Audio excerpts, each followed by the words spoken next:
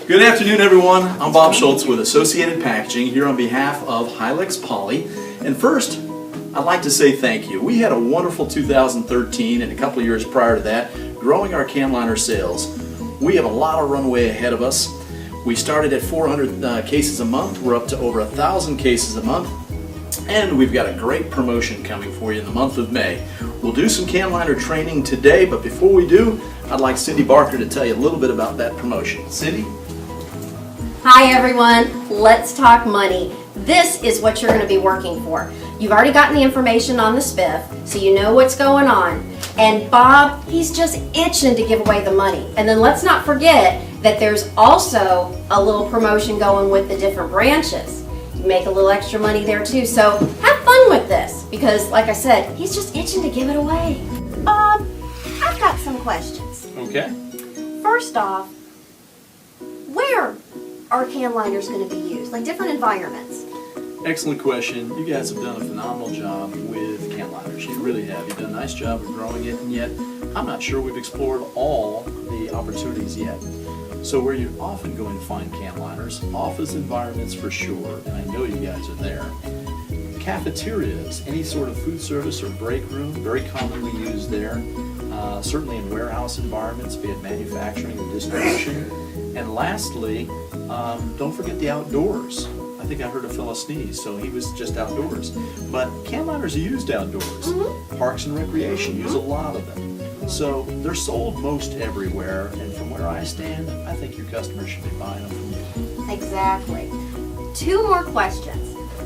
Can you better explain the whole low density, high density, and what all that means? Okay, another excellent question. That comes up a lot. I brought some samples along today, Cindy.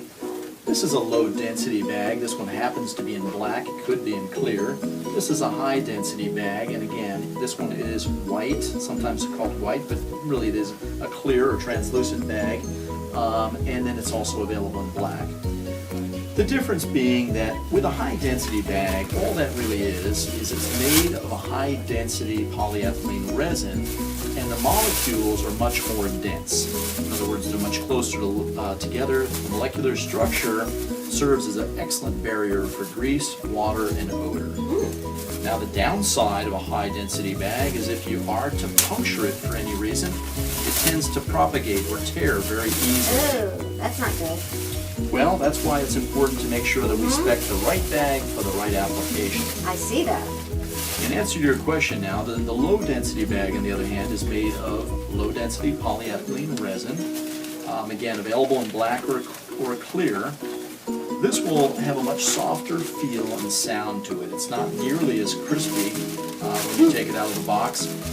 This is excellent for sharp objects. If you have a stick or something sharp that are going into the trash receptacle, if this bag were to puncture, it doesn't propagate. Or tear. Does that answer your question? Absolutely. You had a Last third question. Last question.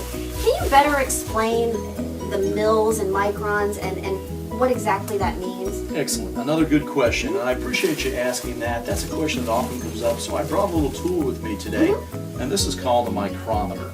Now, not all of you are going to have a micrometer, and frankly, you don't need one, but we have one at our home office, and if you're working at a large bid, and there's question or speculation around the thickness of the bag, that's when a micrometer comes in. To answer your question very simply, microns are the European unit of measure to measure thickness, where mils are the American way of measuring thickness. We measure things in inches. A mil is 1/1000th of an inch. So, more simply stated, a 1.5 mil is going to be a thicker, heavier bag than a 1 mil. Okay. And on a high density, which are often measured in microns, a 16 micron is going to be a much heavier bag than a 10 micron or an 8 micron. Did I answer your question? Perfect. And everybody should have already gotten a sheet from me that had a comparison that will allow you to know what a mil to a micron, compares to. I'm not saying that. What the conversion. The conversion. The There you conversion. have it. And at the end of the day, what it really converts from is how many cases of can liners can I convert into this bucket of cash? Now right? that's conversion.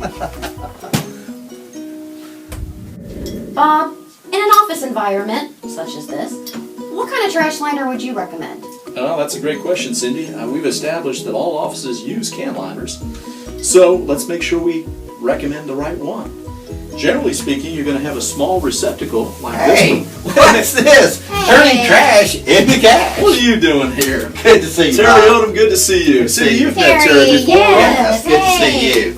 Terry's our Hylex Poly rep. His company manufactures the high density and low density can liners that have helped make your green space solution program so successful. Terry, Cindy was just asking me, in an office environment, the best can liner, what would you recommend? I recommend high density in every situation.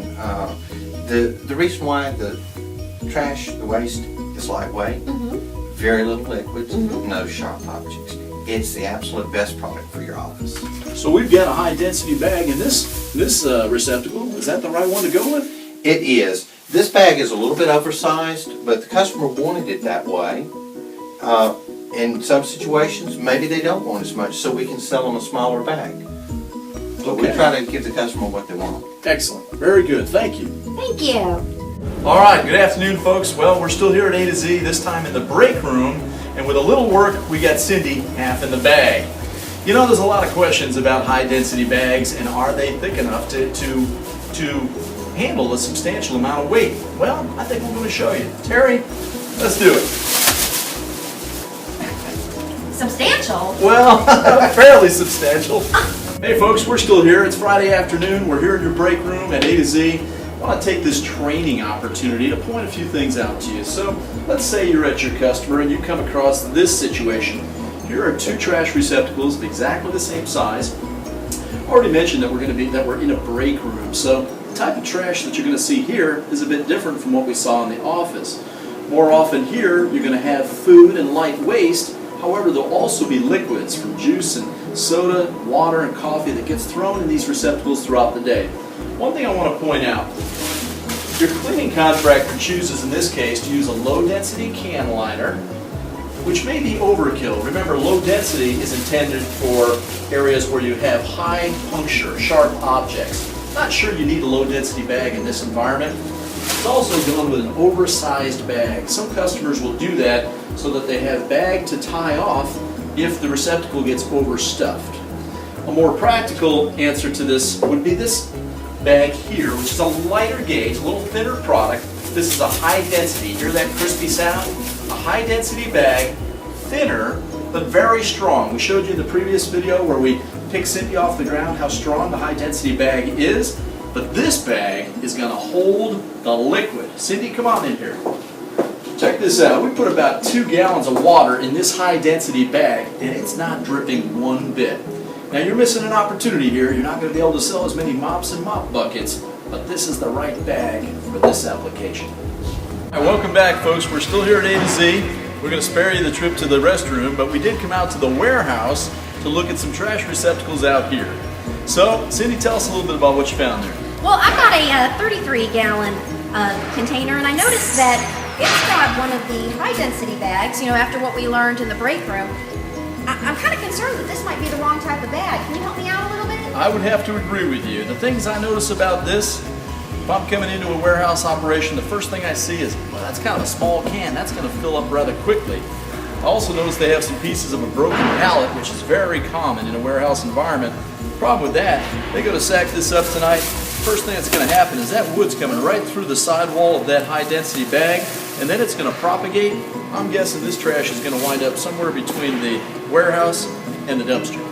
That's not the way I'd go. Definitely a larger receptacle and a low density bag. Terry, what'd you find? Well, I found this particular waste can here with the low density bag. As you can see, the can's pretty damaged. What would you say here? Wouldn't go that route either. Again, we've got a really small receptacle. I'm not really sure why a customer would want to hold on to this particular receptacle. Great opportunity to sell a new trash can, right? So I'd start with that.